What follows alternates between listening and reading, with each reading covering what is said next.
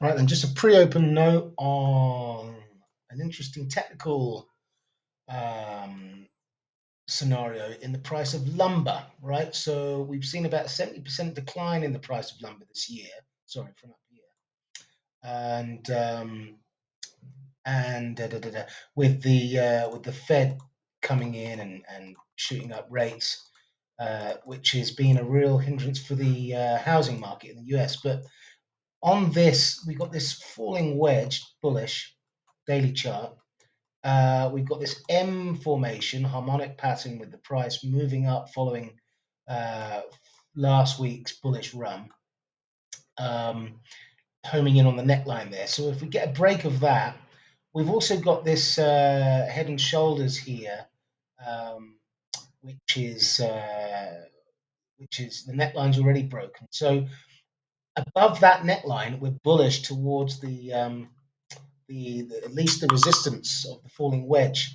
So that's something to bear in mind, signifying perhaps maybe the canary in the mine that the tide is turning, and inflationary pressures are here to stay. That's going to obviously keep the Fed on the back foot. So anyone out there expecting a Fed pivot might want to think again. In terms of the dollar, that's bullish.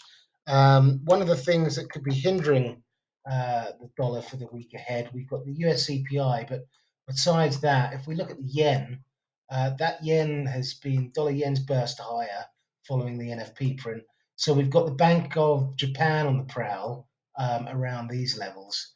And I've got a note here from TD Securities. They're saying that the dollar's upside will be harder to achieve at this point, in large part because the Bank of Japan seem intent on squashing dollar yen volume. So far, that has been successful.